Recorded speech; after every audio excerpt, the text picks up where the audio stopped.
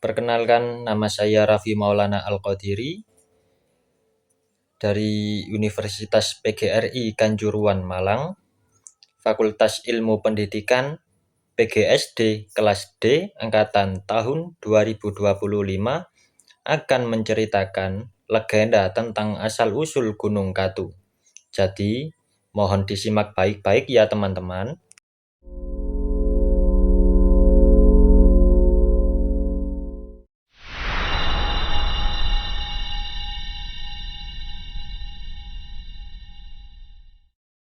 Dahulu kala, di tepian desa Sidorahayu di mana sawah masih terbentang luas dan hutan masih menyimpan suara-suara lama, terdapatlah sebuah bukit yang dikenal sebagai Gunung Katu.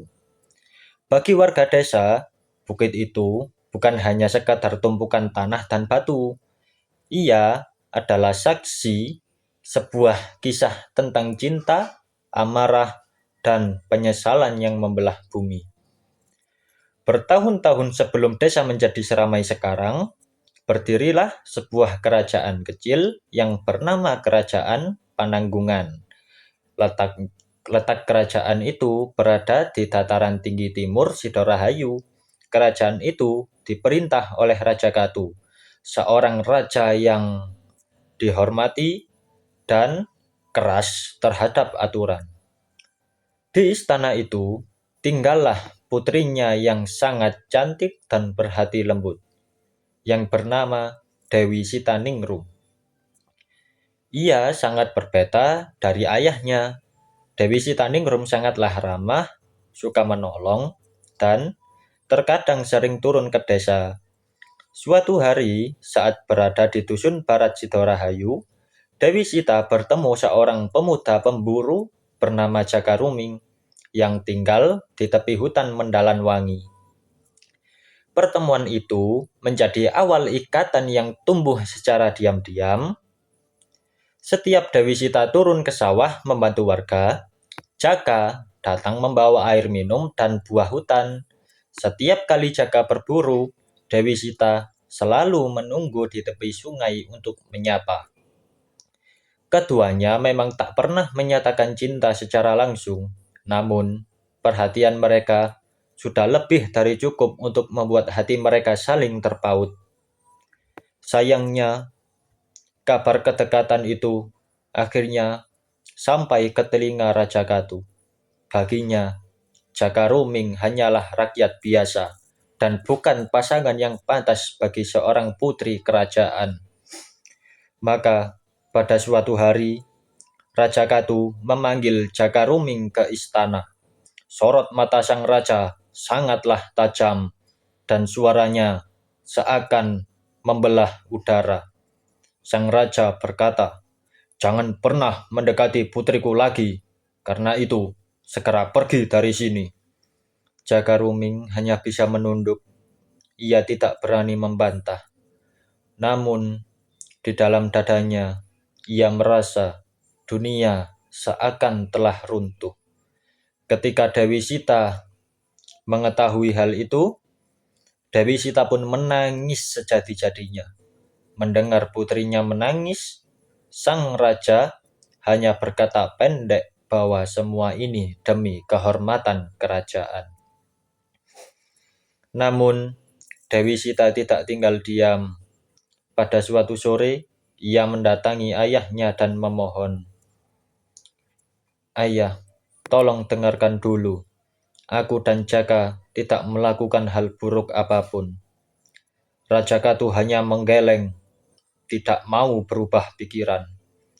Karena dilarang bertemu, Dewi Sita dan Jaka Ruming akhirnya sepakat bertemu diam-diam di sebuah bukit barat Sidorahayu. Bukit yang kelak disebut sebagai Gunung Katu. Pada malam terang bulan, mereka duduk berdampingan di batu besar, menatap desa yang tentram. Dewi Sita menggenggam tangan Jaka, berkata lirih, "Jaka, hatiku selalu gelisah kalau tidak bertemu denganmu." Jaka hanya bisa tersenyum sedih dan membalas sang Dewi Sita, Aku juga begitu, Sita. Meskipun dilarang, perasaan ini sulit hilang. Dewi Sita menatap Jaka Ruming dalam-dalam dan menuntut, "Berjanjilah padaku, Jaka, jangan tinggalkan aku sendirian." Jaka mengangguk dan membalas perkataan Dewi Sita, "Aku berjanji, meski dunia memisahkan kita, hatiku tetaplah milikmu."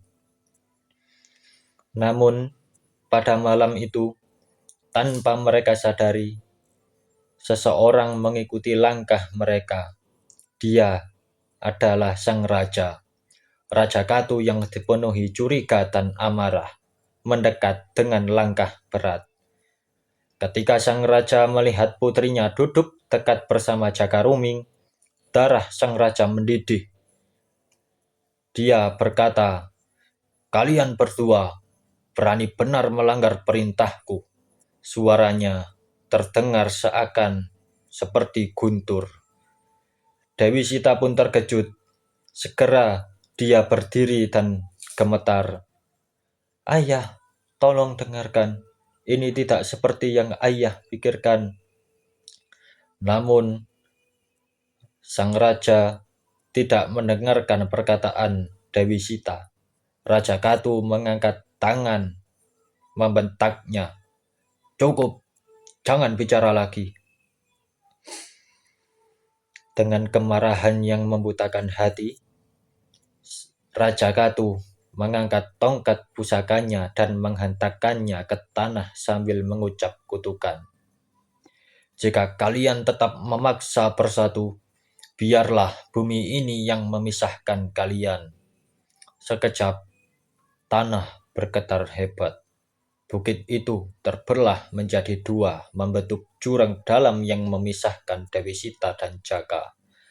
Dewi Sita terlempar ke sisi timur, sementara Jaka terseret ke sisi barat bukit. "Jaka, jangan tinggalkan aku. Tolong jawab aku, Jaka," teriak Dewi Sita, namun suara Jaka tak lagi terdengar. Sejak malam itu, Dewi Sita merana dan jatuh sakit karena kesedihan. Raja Katu hidup dalam penyesalan. Namun kesalahan yang dilakukan saat amarah tidak dapat diperbaiki. Jaka Ruming tidak pernah ditemukan lagi. Warga percaya ia menjadi penjaga gaib hutan Sitorahayu.